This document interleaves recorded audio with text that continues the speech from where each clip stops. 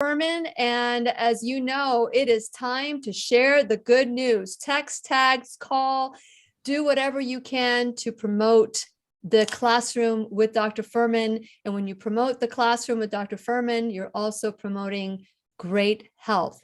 And of course, we're going to have Rain join us in a little bit, but she is Dr. Fuhrman's, what is it? Your left paw? Your what? It's a Beauceron. Yeah, no, I'm just saying, she's your left paw, right paw, right. There you go. Isn't she beautiful? She's a Beauceron. Yeah. So enjoy that. Enjoy that. Let me get the record button started so we can start recording for Facebook and YouTube and all these other places. Isn't that beautiful dog?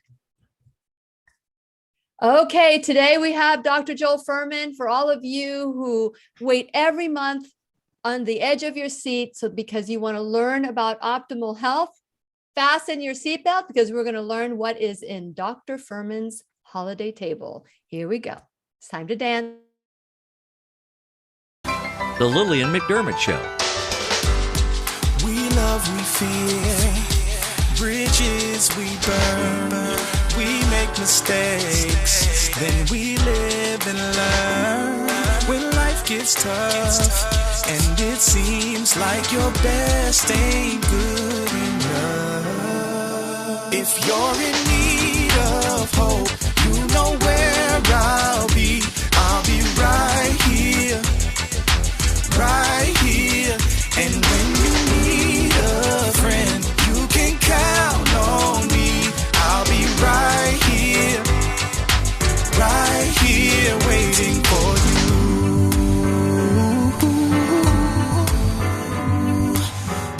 This is the place you can always turn to when you need a friend. The Lillian McDermott Show.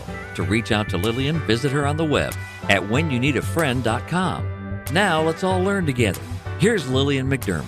Hello, my listening and viewing friend. It's so nice we can meet each other on the air on this beautiful, best day ever. And for those of you who are tuning into the classroom for the first time, please know I've been waiting for you. This is a safe place where you can go to when you need a friend. It is my commitment to provide alternative ways to heal, and it is my mission to make awareness, responsibility, and truth a part of our everyday life. And I hope you, my listening and viewing friend, will feel empowered to embrace a new truth and live the life of your dreams. Now, as I've said since 2015, what an honor it is to have world-renowned, best-selling, New York Times best-selling author, Dr. Joel Fuhrman, be my teacher in how to achieve optimal health.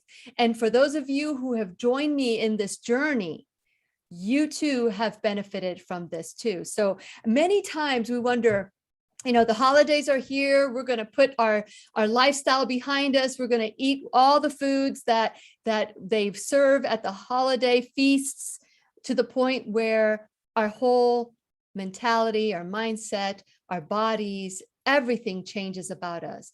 But what if you could have an exquisite, delicious Thanksgiving, holiday, Christmas, Hanukkah, whatever holiday you celebrate, table with all these foods that promote health? Like I've always said, food to live for. And if that is one of those things that you've dreamt about, today's your lucky day, because we happen to have Dr. Joel Fuhrman in the house, in the classroom, and he is here to answer your questions, as he doesn't normally have a lot of time afterwards. So ask your questions, put a Q on there, and also know that we are giving away 3 of these Eat for Health books. I don't know if you realize, but there's a lot of food here. There's a lot of recipes that you can enjoy in your Thanksgiving table. And since it is our sole purpose in life to give and receive love and knowledge, I am grateful that Dr. Joel Fuhrman is here to do just that. Welcome, Dr. Fuhrman, to the classroom. Thank you. Good to be here as usual. It's nice to see you and Rain. It used to be Petey and Dr. Fuhrman. Now it's Dr. Fuhrman Petey's and here Rain. too. Petey's here too? Oh, well, Petey's going to have to make a cameo and Rain are appearance. both here. So they're sleeping over. Best buddies. Okay, Dr. Fuhrman, as we, there's a lot of new people in the classroom.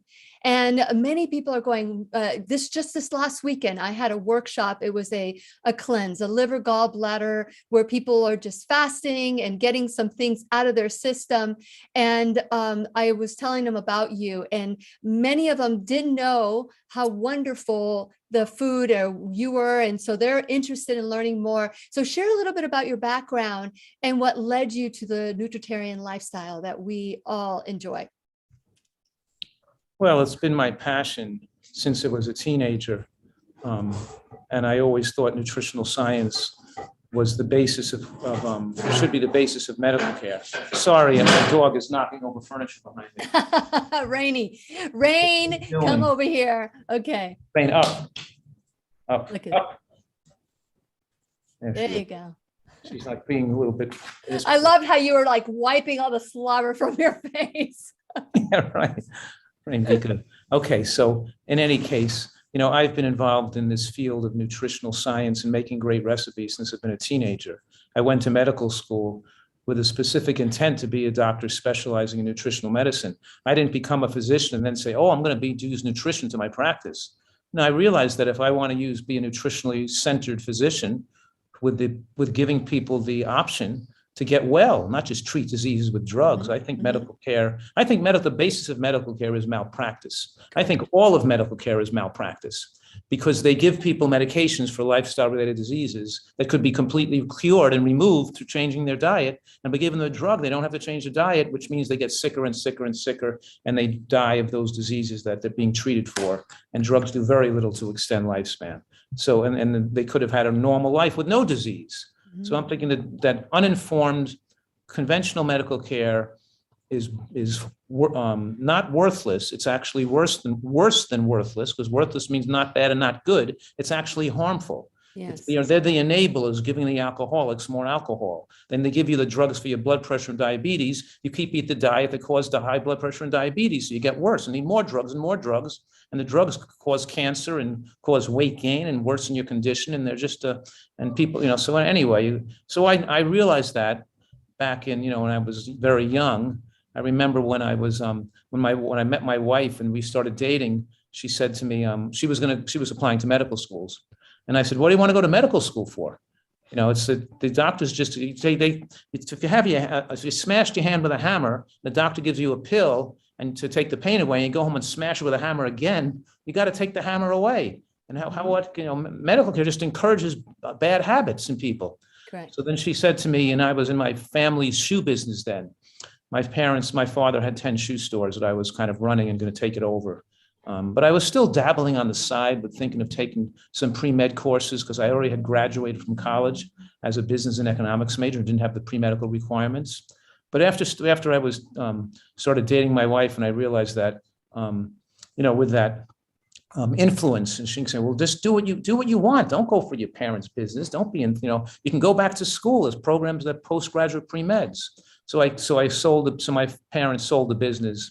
And I went back to medical school. I went back to the postgraduate pre-med program at Columbia to take the pre-medical requirements I didn't get at college. So I became a doctor a little bit later. But it always was my passion about nutrition, even before I became a physician. You know what I mean? So, and then I furthered that passion as a physician. From the day I started practicing, I was practicing nutritional medicine on day one. Even in my residency in medical school, I was still promoting and practicing nutrition. Matter of fact, in medical school, a lot of my classmates said I influenced their lives and their career more than anything they learned in medical school. Wow. Yeah.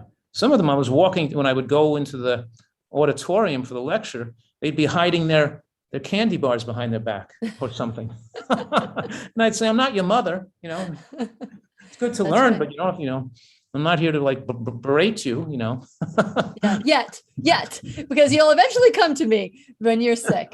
But that is so beautiful that this is something, and I've said this so many times. There were a couple of things that conversations with you and I have prompted some thoughts within me. The first one was that if we were to teach our children, like when you say from your youth, this is something that you were passionate about. If we were to teach our children good nutrition, we would completely eradicate cancer, diseases, because when you teach them while they're young, then they don't have all these habits. I remember your son, when he was 5 years old, ate a cookie and from somebody else. And he said, this is disgusting. I think I remember you sharing that story. And the second thing that came to my mind was, if there wasn't a pill for diabetes or high blood pressure or what, how would our life be different? If was it, because as you know, my registered service mark is you can take a pill, you can take responsibility. So my idea was like, what if there wasn't a pill?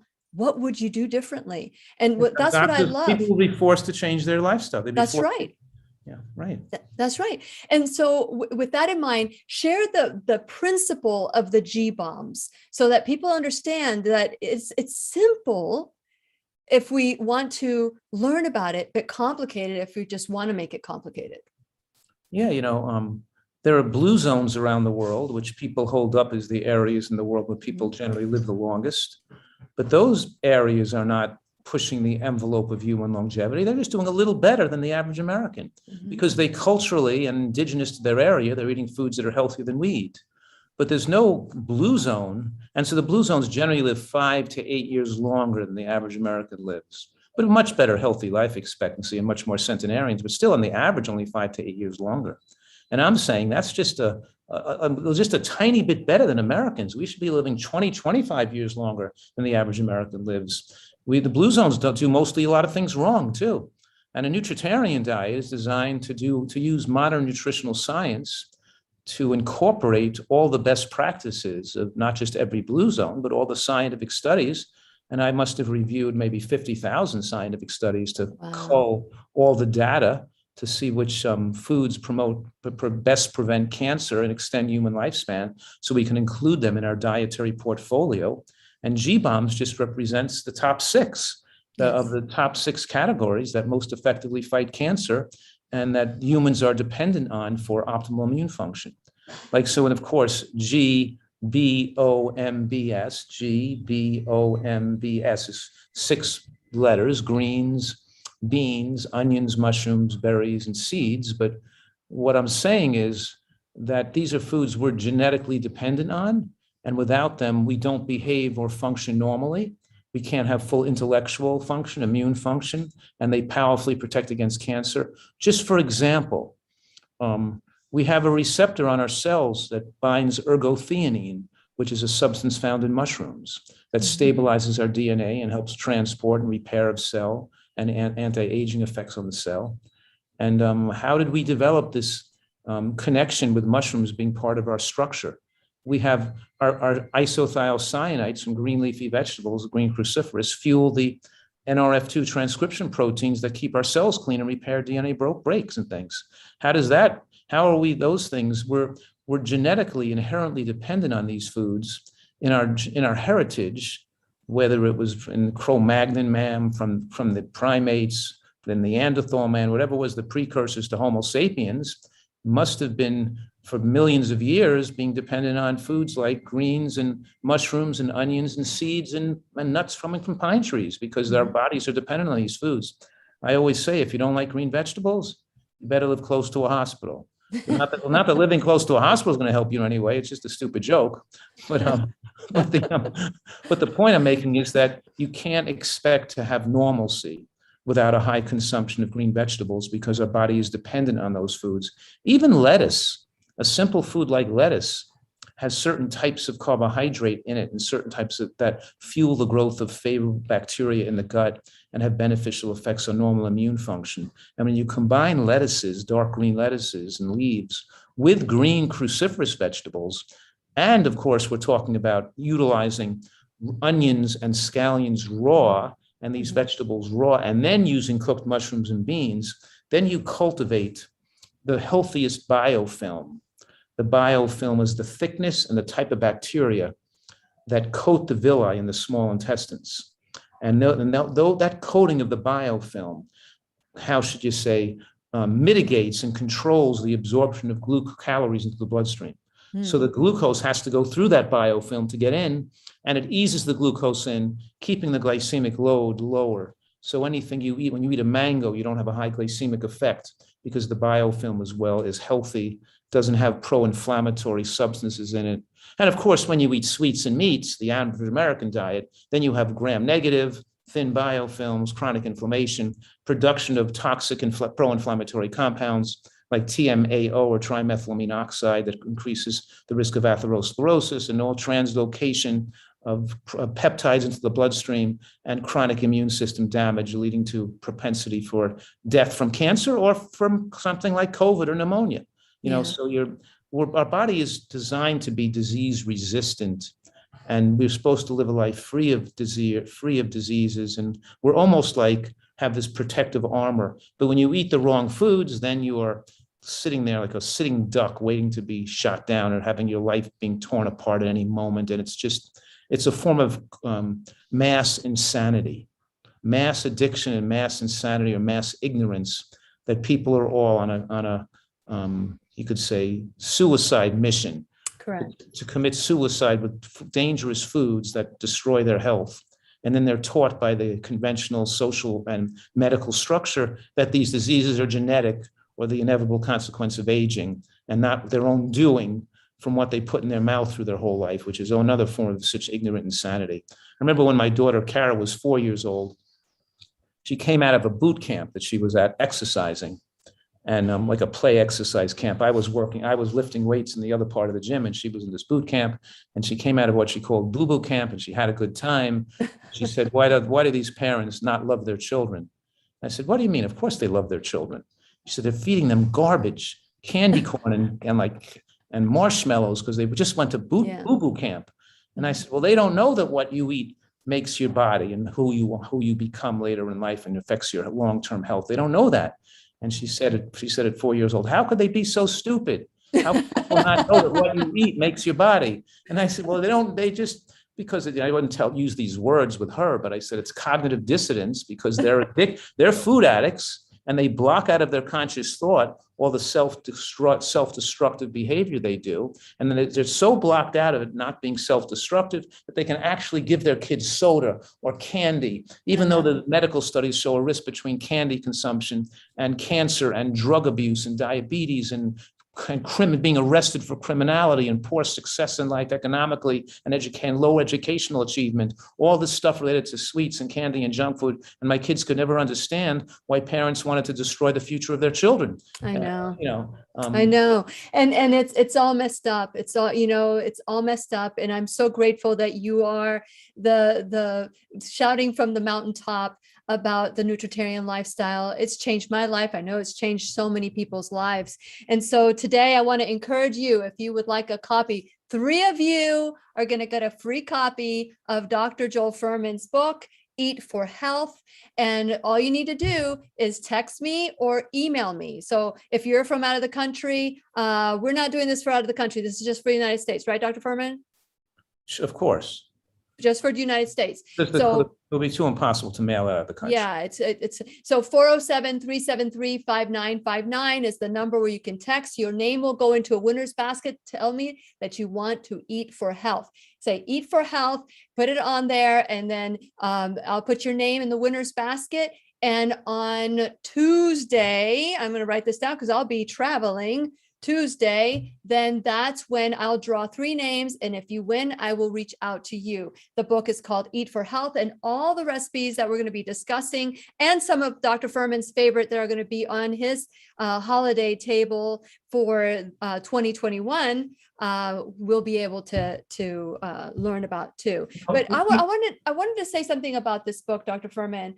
I know that you have your PDFs that have the tell them what to eat, and has the recipe, what to shop. I love those. I love your PDFs. But this book also has a version of that where people can have an idea of what to eat for 7 days. Is it 7 days, and they can rotate? It's one of my older books, Mm-hmm. but it's a classically important book. It is. Because number one, it has it's a combination of an information book with a full cookbook associated with it. It has all our best long-term recipes that have been my favorites for years. And it also is the best introductory book for people who might be reticent, who are not, you wouldn't think would be wanting to embrace strict Nutritarian eating. It takes them in more gradually, and it's not as more threatening to them. So it comes in so they can learn the basics and start to apply these principles in a more step-by-step fashion. and stop at the level they feel is best for them. So we've had a lot of incredible success with that book, even going to the corporate marketplace where companies have bought like 1,000 of them for their employees and distributed them to reduce their healthcare costs. But in any case, it's a very good book. And my latest book, of course, with the most updated science is called Eat for Life, not Eat for Health. But I think as a starter book, as a starter book for a person who wants to get some, and both of these books have a huge amount of recipes. Maybe even get both of them are great to read. One of my older best books, and of course my most newest and best book is good to have both of them on hand. Absolutely. But like you said, that the point we're making here too, the point of this show is that most deaths occur around holiday times, when people gain weight and imbibe and go to parties and drink and have desserts and overeat and gain weight and they die. Or they go away on a cruise or a Las Vegas vacation, eat at the buffets, they stuff their face on and then so we're saying that the rapid gain of weight, that the pigging out, that using food recreationally during holiday times can be a cause of death for many people. And and you can have so much more enjoyment in sharing love and goodwill for people by making really delicious holiday recipes that are not going to kill you, So we're talking here about ice creams, made with frozen fruit and sauteing onions and making roasted garlic, and how to make a sauce, a pecan sauce or a Thai sauce, or how to make, a pecan pie or gravies, and how to make. But the most important thing here is you want your holiday to be SOS free. That's sugar, salt, and oil free. And sugar and white flour is so damaging. And these desserts they put around the table at holiday time, the cookies and the cakes and the ice creams, are so inherently destructive and causing depression and suicides and death and heart, and cancers that, it strips your body of nutrients. It makes you weak. It destroys your bones and it destroys your brain. And you can make incredibly delicious dessert. And I'm saying, have your dessert committee for every party or every family gathering you go to, and make sure every dessert passes the approval of the committee, because there's no reason why you can't make the most delicious desserts without a touch of sugar or white flour. Have your basis as your ice creams and your cakes and your pies, and sweeten them with dates or mulberries and things, and make, there's all kinds of delicious, our basic ice cream recipe, just the basic one for holidays, uses macadamia nuts, frozen banana, and real vanilla bean powder. And you blend those together to make a creamy, rich, delicious dessert ice cream. But then you put that on something else like pumpkin pie or apple pie or some kind of, and then the secret though to enhancing the flavor of your ice cream desserts through your holidays is you add a little coconut milk to that. Mm-hmm. Instead of thinning it with plant milk, you thin it with coconut milk. If you're adding cocoa powder to it, then you might put a little date. But for most people, the banana sweetener is enough. And it actually is better when it's not as sweet, because you could feel you're eating something that's healthy a little more liberally. Like here's an example of a Thai organic coconut, unsweetened coconut milk that you just buy in the health food store. Yeah. Take if you're throwing in 5 bananas, I may put this in the refrigerator or the freezer for a minute, for a couple of hours, dump that in there. And I'll use it, of course, I'm still going to put some macadamia nuts in and real vanilla bean powder. The secret ingredient, of course, for these delicious desserts is real vanilla bean powder, which has real anti-cancer effects. And then you put that in, so we make fantastic desserts. And then, of course, you can change that to make cocoa. And then, of course, your basic pie crust. Actually, I have a fantastic pumpkin seed recipe, recipe. Excuse me. I want, this is your other book that I have, is Eat to Live Quick and Easy.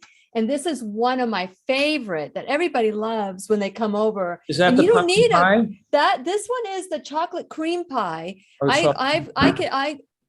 This is always in my feasts that I do. It's the chocolate cream pie. This is Dr. Fuhrman's. And of course, I've created my own through the years, but this one, and let me see if the pumpkin pie, because I didn't look into the desserts here, but we're starting with desserts because that's what catches people's attention. And because I want to make sure people are not having sugar through the holidays. Mhm. It's crazy to eat sugar when these things taste so incredible. And people could, so you have to put your foot down and make sure all the desserts at your holiday gatherings are made by, if a person is assigned a dessert to make, you're going to be in charge of this, and you make sure that the people bring a dessert, that they sweeten it with dates or with other dried fruits, Yes. and they use real fruit, and they make something healthy with, without sugar or, and oil. So yeah, here's the pumpkin pie recipe. I have the pie filling is pumpkin Which one is puree. that one? Which one is that one? What book? Is it in a book or is it in your It's members? it's on one of my on my members page? website. Yeah, Okay. the members center one. It's the pumpkin pie with the almond crust. I put almond coconut in the coconut. And you can switch crust. those almond crust to a cashew crust or a walnut crust, right? You can change Well, it. If you're, typically we use coconut flakes, oat flakes, like oatmeal type things with coconut flakes, and then one nut, like pecans or almonds, usually the nut we mix in with it. And then you mush that and mash that with soft dates, like a date coconut roll, or a soaked and heated medjool date that becomes mushy, and you mash that in with, oh, here's Petey. Petey, Come and say come hello. on, Petey. Come. Hey, Petey, it's been a while since we've seen Petey, you. come. And by the way, Dr. Fuhrman, I love ran the your other way pumpkin because- pie mousse. I love your pumpkin pie mousse. That one I made last year, and it's to live for. Petey ran the other way because when rain comes over, Petey kind of like goes the other way. Well, tell Petey I'm here because Petey loves me. I know Petey loves me. He poked his head out, but when he saw He rain, heard my voice. He Yeah. heard my voice. he must have heard your voice. Yeah. Well, if you want to go get him, I will talk about my website and let them, if you want to go get him. If not, that's fine. We can continue talking about the recipe. But I have a question for you because when I was looking at the Eat for Health cookbook, and there are so many recipes that I would proudly boast in my holiday table. Right. But this one was one that I want to make either tomorrow or, well, I'm going to be traveling tomorrow, but I'm going to be making soon. But it's the artichoke lentil loaf. And it really caught my eye because, and maybe I'm going to do this wrong, but sometimes when I'm in a hurry, I do a little bit of a hack. And I was wondering, this is soaked in water and No sodium in that? there is, there is sodium. Get But frozen there's- artichokes. You can get frozen artichokes. I with didn't know walnut. we could get them. And so these are the ones I have. Would I be able to use this? Because it's artichokes in water. It does have salt, citric acid, and ascorbic acid. Well, how No, much but- sodium is in there? A lot. Yeah. So yeah, It's, why not just get 400 frozen milligrams. artichokes? Yeah. The So what? frozen artichokes. So if I were to soak them, rinse them off, would I be able to take a lot of the salt off of them? Or no, to just get where do you get the frozen ones, frozen artichokes? Whole Foods Market, usually I buy them at. Okay, then I'll check them out. I'll check them out Big there. bag of frozen artichokes. Yeah. And but I there's- love artichokes, like my favorite food practically, Yeah. and you cut them up, I take the whole artichoke and of course cut it like a ½ inch of the base off and trim maybe the thorns off at the very top. But then you take a knife, you cut it right through the stem, because here's the stem sticking up out of the artichoke, the stem sticking up out of the artichoke.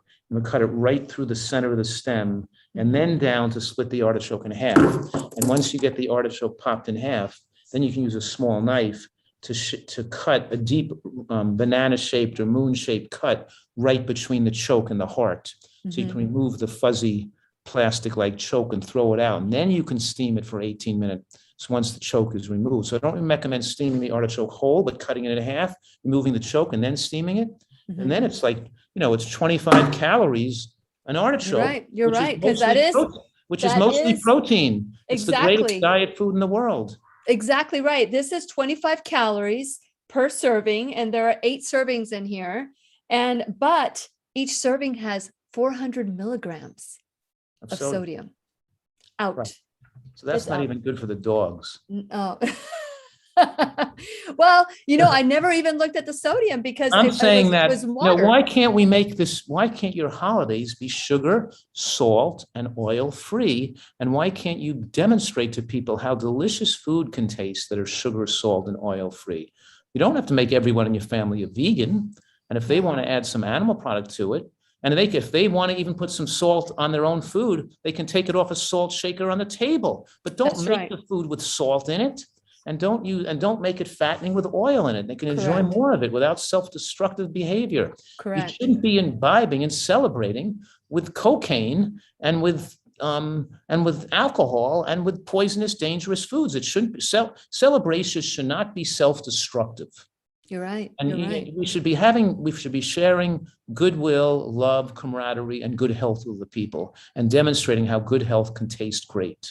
Absolutely. And this idea of like pleasing people in the holidays by serving them dangerous food is making it, that's like the inherent problem with society. They want to please their friends. They think they have to look good by changing their own viewpoints to feel that the other person is looking on them favorably, because they're going to imbibe in them in dangerous substances. They'll, and it's you really, so going after that kind of approval is the basis of your own self-destruction. Yeah, it's an addictive mentality, and it's a pack. Right. It's a pack. They are in packs. And but another recipe that I absolutely love is the cauliflower spinach mashed potato. Do you want to say anything about that one? Oh yeah, let me say something about that, because it's important, because we do things a little differently for the holidays than we do generally cooking. So when we're frying, the first thing is to add fried onions to that recipe. So you dice your onions small, you get the pan sizzling hot, no oil or water in the pan, and you throw those diced onions into a dry, hot pan so it bounces and sizzles off the pan so they glisten and eventually start to brown a little bit. I don't usually want food to caramelize or brown in everyday use, but for the holidays, it brings out a little of that flavor to make a little bit of these fried onions that I'm going to add to the top of an eggplant dip or top of a cauliflower mashed potato. And then, you'd make this mashed potato dish mostly with 8 cups of cauliflower, maybe a little chopped spinach, roasted garlic, nutter. So I make a garlic nutter in there using roasting garlic and some nuts mixed together with a little bit of plant milk to thin it. But in any case, maybe nutmeg and turmeric. And then you add the onion in that, but also I'll add 1 potato usually at holiday times.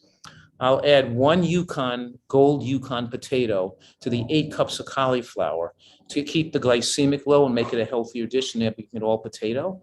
But you'd be amazed how just adding 1 potato to 8 cups of cauliflower, people think it's mashed potato. They can't even notice that. They don't even know it's cauliflower. They say, this is great mashed potato. What is that? Well, it's actually mostly cauliflower. It's actually 8-to-1 cauliflower to potato, but with the roasted garlic in there, and the cashew sauce and the fried onions and a little bit of chopped spinach.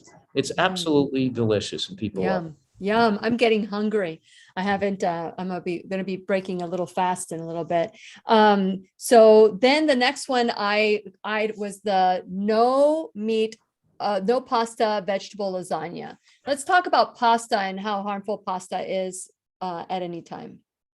Well, we sometimes at the retreat a few times a week serve bean pasta, lentil pasta, or soybean pasta. Yeah. Which is a little more al dente. It's a little firmer, but people love it. Last night we had a little bit of red lentil pasta with a creamy mushroom sauce, which was absolutely phenomenal. And this time of year, you have spaghetti squash, which is great to form a base to put some things on like that. But in any case, the spaghetti squash make a great pasta. We have we grow a really orangey spaghetti squash. It's so great. But anyway, back to this idea of pasta. It's white flour enters the bloodstream as sugar.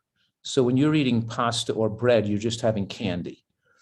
And when sugar enters the bloodstream, it can't be metabolized efficiently for energy, because when your mitochondria are turning the sugar into energy, it utilizes cofactors, B vitamins, minerals, magnesium, and it produces free radical formation.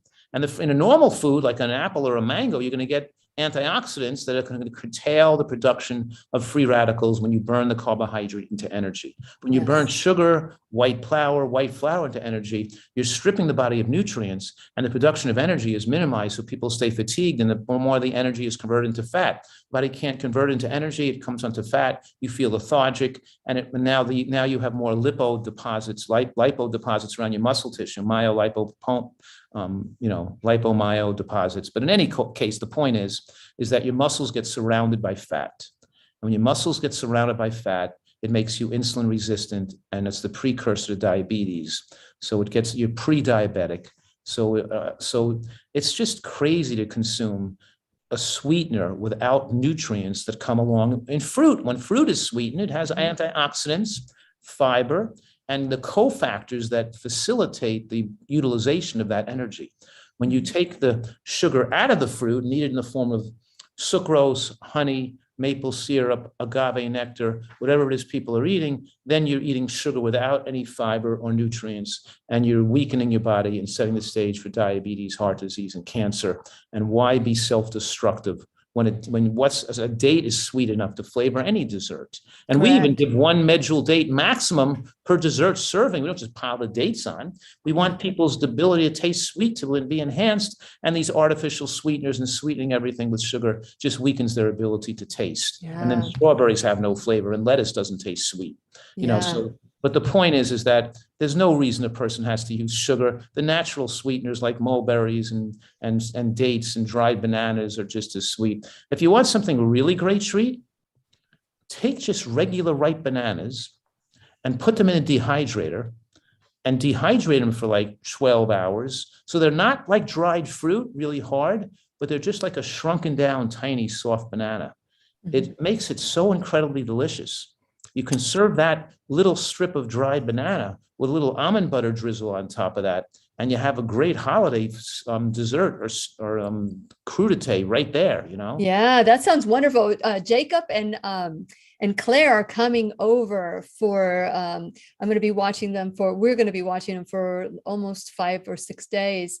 And so I am excited to, we're going to make those things together. We're going to cut them and put them in the dried banana. And, you know, and don't forget for people, I know it's super expensive and so it sounds like, but we have that real vanilla bean powder, not fake vanilla extract, vanilla flavoring in junk food. It tastes so different. It enhances the quality of the dessert so much. It's worth the money. I think it's $175 for a bag of real vanilla bean powder. But the reason we sell it is because people can't find it. And we bought a lot of it because we found it at a decent price. So we could sell it cheaper than the marketplace, because you can't get it for that price. It's usually much more expensive everywhere else. So we're actually, even though it's super expensive from us, it's still saving them about $100 a bag compared to wherever else it's offered. You know what I mean? Well, and they only use a little bit of it. You only use a little bit of it, but to have it for the holidays and to use all these desserts to make the vanilla flavorings and the sauces, it's great. Well, you know, so it's your fault. So you bought it all. And that's why I can't find my balloons. So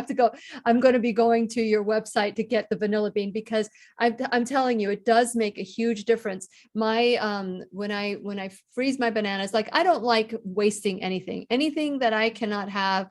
I will peel the bananas, I'll put it in the freezer. If my vegetables are getting to that point where I know I'm not going to be able to make them, I put them in the freezer and I'll use them for broths. You know, so we start looking at our food as, how can I use this in a way that's going to be healing the body? So Dr. Fuhrman, you know, you've turned me on to the vanilla ice creams and using, so in order to make it really vanilla tasting, I use the vanilla powder, and at least a tablespoon, I think, goes into the nice cream or the banana cream. You can use it. People usually can use a heaping teaspoon for 4 bananas is usually enough. So they're not, you know, but it adds a completely different flavor because you taste that fake stuff, you know, is real. No, I haven't, since you turned me on to it, I've never again. And you know, when you add the macadamia nut, usually during the year we use walnuts, but in holidays we use macadamia nut and coconut milk. And what that does when you make the ice cream, it makes it so you don't have to make it fresh and serve it at that moment. It keeps it creamy, so you can put it in the freezer and make it a day in advance. And it still keeps it into creamy? a tub and gets so creamy that you can scoop it out with an ice cream scooper and serve it in individual dollops on top of the pumpkin pie or their chocolate pie. And we, of course, at the retreat here, we usually make black bean brownies with avocado, cocoa, chocolate icing.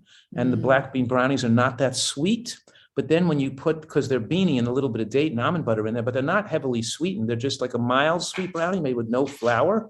And then you put a dollop of ice cream on that. And boy, people say this is the greatest dessert. They love it. And even the contrast between the brownie being not quite as sweet, but still being chocolatey with that little bit of icing or the chocolate sauce, and having the vanilla ice cream on top is really, really good. Even better than the chocolate ice cream. You know what I mean? Well, I've got Chocolate some brownies, vanilla. chocolate ice cream, chocolate avocado icing with a little dollop of the coconut, macadamia nut, vanilla ice cream on top of it is one of my favorite desserts.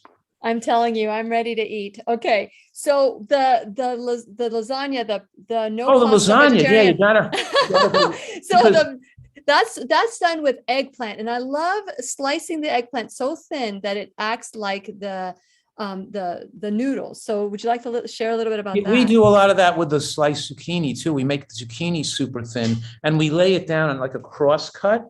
Like we lay the zucchini so we can make it like raviolis. Where we make it like a zucchini ravioli where we take it and we wrap one on top and the other on top. Nice. So now and then we have it cooking in tomato sauce with a cheese filling in the center and a little dollop tomato sauce on top of the zucchini we baked in the oven. And the cheese sauce for the zucchini, the filling, we use cashews and hemp seeds, a squeeze of lemon, and a little white miso, a low sodium miso mixed in with the nuts. And sometimes we could use we take some tofu and we crumble it and we mix it with the cashews and hemp seeds, and the pulse and the esplade. But in any case, sometimes I use a little nutritional yeast or onion powder, but the cream sauce is so good with the zucchini noodle and tomato sauce or the eggplant noodle and tomato sauce. So you can do it in layers like a lasagna, or you can fold it over and make it individual raviolis, which is nice because you can put your serving spatula right under it, scoop it out and put one or two raviolis right on the plate,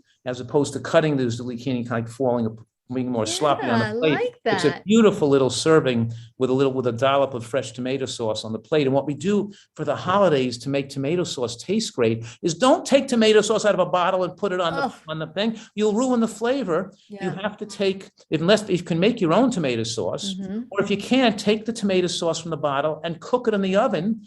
Cook it on the stove on a low flame to get some of the water out so it doesn't taste like water, or plop some dried tomatoes in it, sun-dried tomatoes in the sauce so it absorbs all the water. Because when you buy commercial tomato sauce, it's watery. It has no flavor. You have to concentrate it. So you either have to cook it more or put the sun-dried tomatoes into it so it plumps up and gets more flavorful. Then we can pulse blend it in the food processor with the S-Blade, make a more thick, more flavorful tomato sauce, and then we can dollop that tomato sauce that's thicker and has some flavor on top of zucchini or the lasagna that we just made, as opposed to ruining the taste by people just pouring on watery tomato sauce, which tastes like water and has no thickness or flavor to it.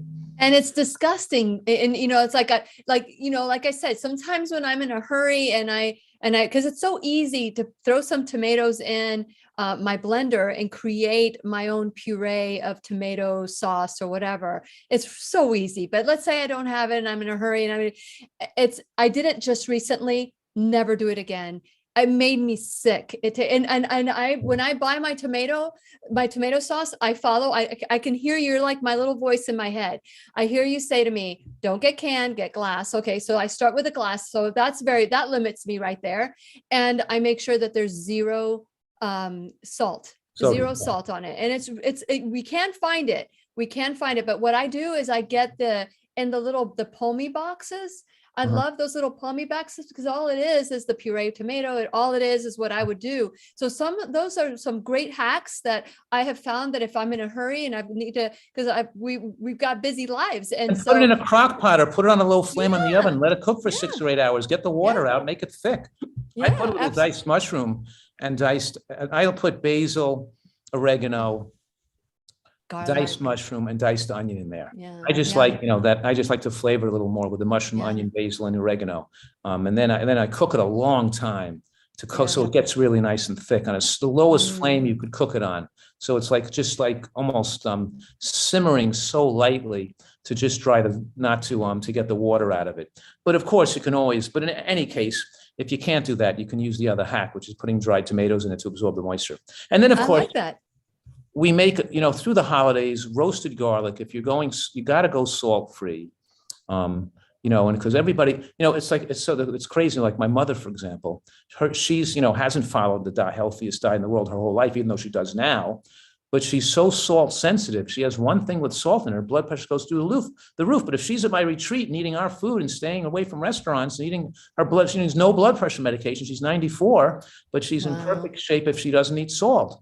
But in any case, why torture your body with these things that are going to, and the salt doesn't make things taste better. It makes things taste worse. You can't even taste the subtle, delicious flavors. But the point I'm making is use a lot of roasted garlic in advance. Take the whole bulb of garlic, not the cloves.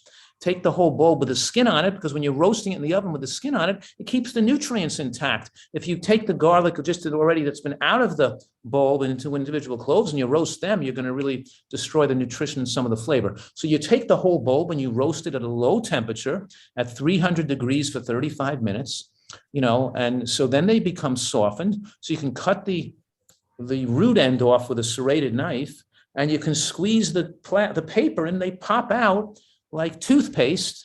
I always say it's fun, things popping out, like fun to see pop out, like giving birth to a baby has some excitement to it. If things pop out. The first time I did it, I cut the top part, and it was like I was trying to squeeze it like a pimple. I did get the wrong end. I didn't do it on the other end. It was like squeezing a pimple. I'm like, this has got to be easier. There's got to be an easier way. You start from the top pointed end, and you can work your way down, pushing it all out of the other end. You cut a flat end off by the root end. Yeah. And then you can make your garlic butter, your garlic nutter by mixing in the nuts with the garlic, with a little plant milk or nutritional yeast. And then you can make a million delicious dressings, like a fantastic Caesar dressing, by mixing these roasted garlic with cashews, a little tofu, a little miso, a little lemon juice, a little Dijon mustard, a little bit of kelp to flavor, and you have the most delicious dressing for dips and things when you're serving the crudités at the party. You got to have great dips. We also have a great lentil walnut dip too that we put out. But we have a lot of, whether it's salsa dips or guacamole dips or tahini dips or those are in lentil dips or Caesar. But the Caesar dressing always gets one of our best. Look up the Caesar dressing on the website or in the book, that book you talked about, Eat for Health. I think it's in there. Okay. I'll look it up. That's a great recipe that people always give 5 stars to on our website. And I also love this. I love all your dressings. Your dressings are all delicious. Thank you. Yes. What were you going to say about it? I was going to say the other thing I like is to make mixed vegetables with Thai curry sauce. And during holidays, I'll put a little splash of peanut butter in the Thai curry sauce. I'll put the cashews and the hemp seeds in there, or sometimes I'll put coconut flakes in there. But I'll put the real lemongrass, the real lemongrass stalk, soaking the lemongrass stalk overnight, removing the outer woody portion and blending it and cooking it and then blending it. And take that lemongrass and then mixing it with the coconut, a little hemp seeds and maybe a little peanut butter, a little turmeric and curry and some dates. And the combination between the seeds and the nuts and the coconut and the dates and the curry powder and the turmeric and the peanut butter and the lemongrass, it tastes so fantastic. Any vegetables you throw into a wok, snow pea pods, cabbage, mushrooms, onions, bamboo shoots, water chestnuts, whatever you throw in there, you just get it cooked up there. And then you just throw some of this Thai curry sauce on top. It's just incredibly delicious. I am going to do that. Okay, curry. Thai curry. I love Thai curry. Okay, so I just flashed the cashew Caesar salad dressing. So you found it. Right, of course. I am like you. While you were talking, I was just like looking for it like a little octopus here with like my 8 arms trying to find it. But it has 8 cloves of garlic roasted, unsweetened soy, almond herb milk or almond herb milk, 2/3 cup of raw cashews or 1/3 cup of raw cashew butter, 1.5 teaspoons of nutritional yeast, and make sure that your nutritional yeast is Dr. Fuhrman's nutritional yeast or a one that doesn't have folic acid, right? Right. Unfortified nutritional yeast. Unfortified. Folic acid is a cancer promoter. And nutritional yeast, they load it with folic acid. Yeah. So supplements, no folic acid, and of course, nutritional yeast with no folic acid. Correct. But of course, I put a little kelp and Dijon mustard in there too, usually. Yes, I'm not done. So you have fresh lemon juice, Dijon mustard, and black pepper to taste. Kelp is not in here. So should we add some kelp to it? Yeah, because the kelp makes it gives it that Caesar fishy tasting to it. A little bit of kelp, not a lot of kelp, just a couple of pinches of kelp.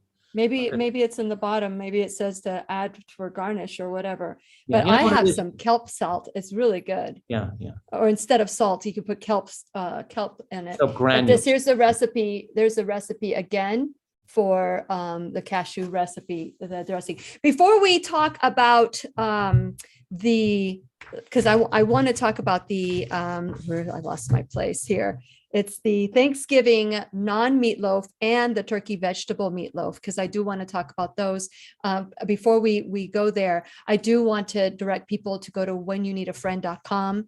And while you're there, please subscribe, because it helps grow the classroom. It helps us that if you ever need to get a hold of me, that's a quick way to do it. Please remember also that we're giving away 3 of these books. So make sure you text me at 407-373-5959. And right on there, I'm claiming my health. Write it also wherever you're watching. I want my health back. And so while you're there, please like and follow me on social media. Check out my sponsors. Check out my Shop Now bag, where you can find workshops and DVDs and things, discounts that you can get, and for health and wellness, all organic beauty products. So just look at everything that there's in there to help as well. That's how you grow the classroom. And finally, you can become an enrolled student in the classroom, whether you can donate $1 or $1,000 a month. Please help grow the classroom with your time, talent, and treasure. Today, we have Dr. Joel Fuhrman in the classroom, and a quick way of you getting a hold of him is Dr. Fuhrman. That's drfuhrman.com. I'm already feeling all these texts coming in, but remember, we're picking 3 books. And if you don't try for it, then you're not going to get the book. At least if you get a try, it's because everybody that's coming in, their name will be put in the winner's basket, and 3 names will be selected on Tuesday of next week. So if you're listening on podcast, you're listening on BitChute or Odyssey, you still have a chance to win. So I did highlight the shepherd's pie, Dr. Fuhrman. But That's a favorite one too. Go ahead, you real quickly. We want to talk about that one. Yeah. Oh, just to add to what you're saying, that because I'm running this January event, January 3rd to 23rd, on a weight loss detox for the whole, with lectures and motivation and connection and food addiction, the whole program running for 3 weeks straight to get people on the program. I thought maybe you put a link on your website. Yep. I will put a link on my website for that. And that starts on January 3rd. I should be getting the link put up by next week. And hopefully we can get it all taken care of, so that you go to whenyouneedafriend.com, go to my little Shop Now bag, and go to Dr. Fuhrman's boot camp. That's from January 3rd to January 23rd. So Correct. For those of you who are waiting for the new year to start their New Year's commitments, New Year's resolutions, time to start the mindset, and we'll work on that going into the new year. So Dr. Fuhrman, anything you want to say about the shepherd's pie? I'm going to show this one too. So if you guys want to pause it, you can see it. Okay, go ahead, Dr. Fuhrman. Well, I don't have it in front of me, but I know that it's a favorite for the here. But they put like a little creamy cauliflower. They use like almost like the cauliflower mashed potato on top of the lentil, top of the lentil base with, and it's really delicious. And of course, I like it with a lot of roasted garlic. If it's too much raw garlic in there, it's like too biting. I prefer to use if you want to put 1 clove of raw garlic to like 16 cloves of roasted garlic. But I personally just like the roasted garlic flavor in that shepherd's pie, not the raw garlic flavor. I wonder if it changes its component when you do have that it's, how when you cook an onion versus a raw onion, it has 2 different, benefits to it. Is it the same with garlic?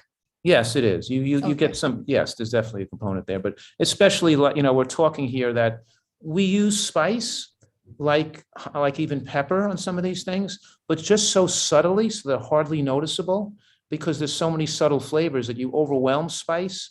It actually lessens the flavor profile. And also a little spice is good for your health, but too much spice can be irritating, and even being linked to increased risk of stomach cancer. Eat hot foods all the time. And by the way, drinking hot tea and hot soups that are too hot increases your risk of oral and tongue cancer, because of chronic exposure to chronic microburns. What is that country? Yeah, what is that country that has everything really hot and they have a high incidence of throat cancer and tongue cancer? Do you remember? There is a country. The country is named Safaja. What? Safaja. I've never heard of that. I mean, I just made it up.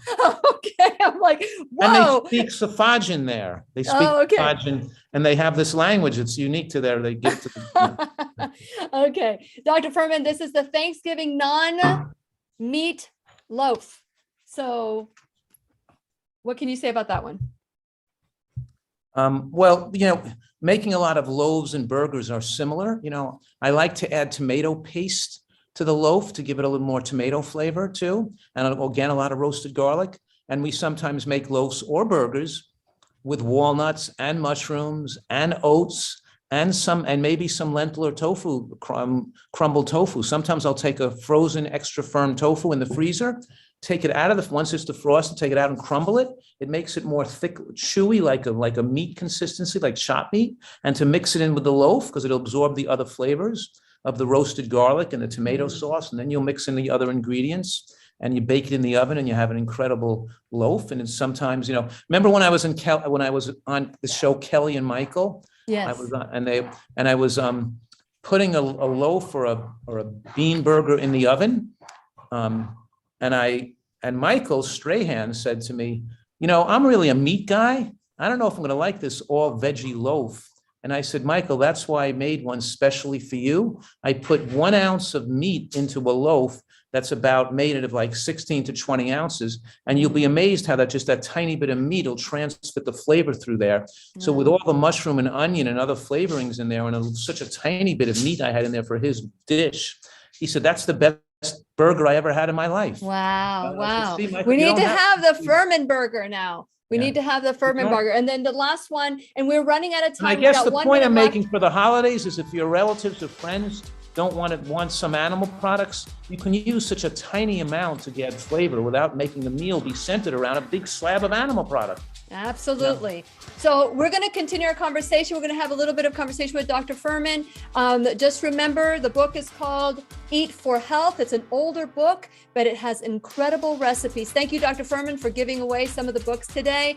And we're going to continue our conversation. There are a few questions for you, Dr. Fuhrman, if you don't mind holding on for a second. And please remember, we'll be right here waiting for you worldwide at whenyouneedafriend.com. This is Lillian McDermott and Dr. Joel Fuhrman wishing you love, peace, joy, and unexpected abundance. Make it the best day ever. The opinions and advice expressed on the Lillian McDermott radio show are intended for the individual callers and guests on the program and are presented to our wider audience solely for general educational purposes. Please act responsibly and consult personally with your own medical, psychological, or nutritional expert before taking any steps to improve your life. Okay, Dr. Fuhrman, we have a question. Have you read any studies of high levels of glyphosates in organic pea protein? Dr. Whale mentioned it in a recent blog. Is there something that you can share about that, Dr. Fuhrman? Well, you want to make sure that these things are made organic for sure. There's glyphosate residue in everything, even oatmeal, even organic oatmeal made without Roundup and glyphosate seeds has glyphosate on it.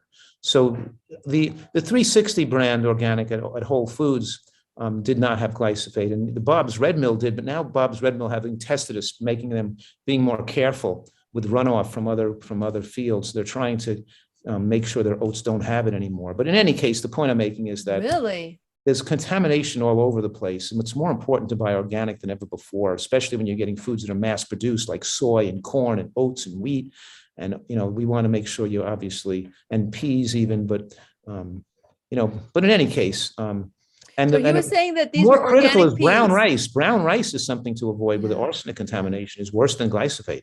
It's Wow. worse than glyphosate on organic Because of the arsenic. because of the arsenic contamination. Yes. Yeah. Okay. So he There's was some saying that. contamination in all foods. There's some toxins in all foods, even organic. But because we have a huge variety of food in our diet, we're minimizing our exposure to any one toxin, and we're maximizing our exposure to the chemicals that help remove toxins from the body by having a nutritarian diet with all these detox foods and such a huge amount of nutritional variety. So when you concentrate your diet too much on one food, like an all potato diet or a macrobiotic diet with too much rice in it, or a diet or a diet. So the fact that a nutritarian diet has such a diverse amount and different types of foods. Like there's even one person promoting eating a cup of flax seeds a day or something. And that's too much flaxseed. You should be having more variety. Have a little flax, some chia, some hemp. Don't take a whole cup of or a half a cup of flaxseed because there's natural toxins like cadmium in there and soils. But so there's toxins in many different foods, but we minimize that by having a broad exposure. And of course, by minimizing animal products, which are obviously house more toxins, Yes, absolutely. Okay. So Susanna has a question. Is there a diet to reverse rheumatoid arthritis and get off methotrexate and prednisone? Infusions are next, and I don't want to do that. So she should jump into my website and get into my program. I just got through with a boot camp, an autoimmune disease reversal boot camp. That's right. I could say that's been my specialty for the last 30 years is reversing autoimmune diseases. And it's the most exciting part of my practice because, I told you I had a person who was on the national renal transplant list waiting for a new kidney with lupus nephritis, who got completely back to normal again. Her kidney function went back to creatinine, went back to 0.8 from 4.2. And watching people with psoriatic arthritis and rheumatoid arthritis and lupus and connective tissue diseases and Sjogren's syndrome and scleroderma get well has just been tremendously rewarding. Look at Venus Williams. She left the tennis tour and then went to a Nutritarian type diet and then went and got back to normal again and started enjoying her life, her family, and her career again, even playing tennis again. But yes, it's these autoimmune diseases are not a death sentence, but they're fueled by processed foods and fried foods and cooked oils. And you have to really adopt this. Most people just get well by changing their diet, but sometimes we give people a certain supplemental regimen. We do some judicious use of fasting incorporated with them. And we wean them down and get them well again. So she could even be a candidate for the retreat or to go on to become a member so she can communicate with me directly through the Ask the Doctor forum at drfuhrman.com. There's a person who should be be able to communicate with me directly. Absolutely. And let them know. A very nominal fee by joining the website at that membership level where she could communicate with me.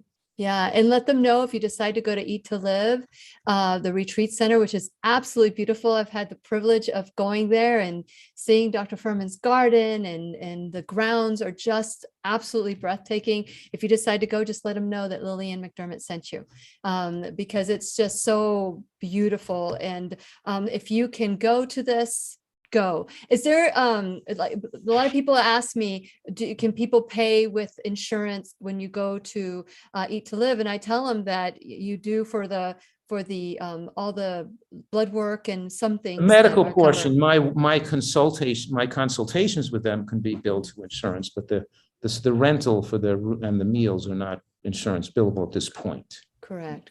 At this unless they have an insurance, unless they have a medical insurance account, then they can utilize that through the medical insurance, but the conventional insurance payers won't pay for it usually. It's amazing how they'll pay for drug rehab for drug addiction, but not food addiction, which is just as deadly and harmful and requires just as much care and intensive months of working with people so they can recover and never be, they can make a complete recovery and permanently lose weight and get the food addiction out of their lives. It takes a tremendous amount of professional help and care, just like drug addiction does, but they won't pay for this.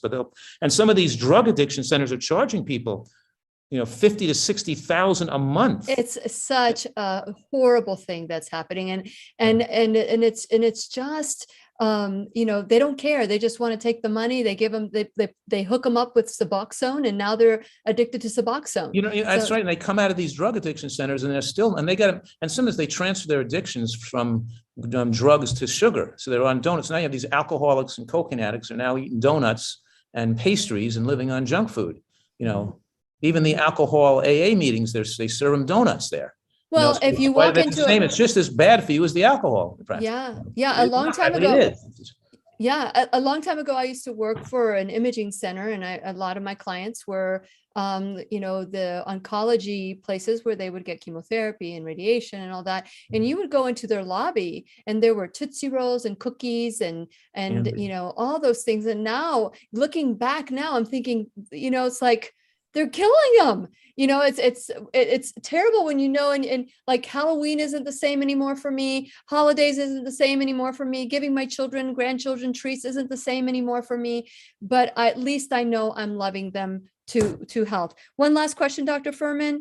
You can set an example at all these holidays by not having unhealthy food, by giving out, rubber bouncy balls or glow in the dark necklaces or little decks of super balls, whatever it is.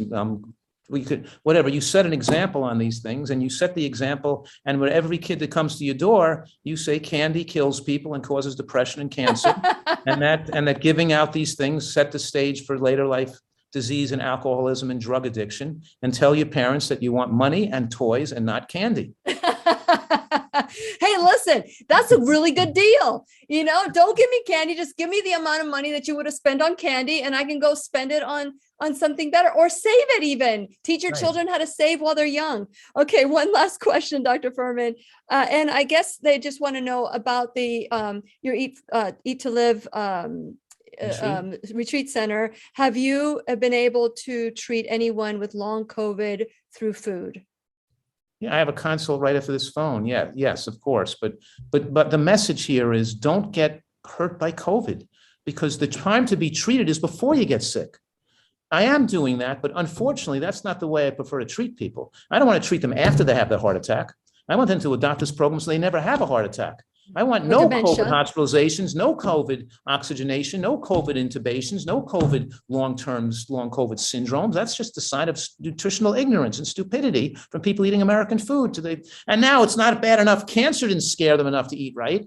And now COVID, because it's too far away, the death is too far away maybe for them. Oh, I'll die of cancer 20 years from now. I'm not going to worry about it now, but it's what you eat now that causes the cancer 20 years from now. But it's what you eat now could cause a COVID death 2 months from now.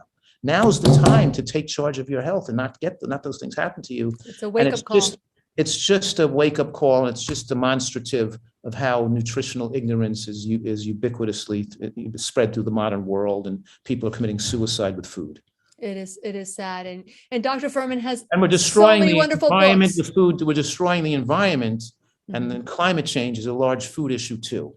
And we've got to, so people have got to start eating Nutritarian and growing food and getting rid of destroying destroying our earth and destroying yourself at the same time, and destroying the earth for our children and grandchildren. Yeah. It's not just using petroleum. It's also the people eating meat and chicken and all these and living on animal products is destructive to the environment. Yeah. Well, Dr. Fuhrman, I love your passion. I love what you're teaching. I love the way I eat because of you.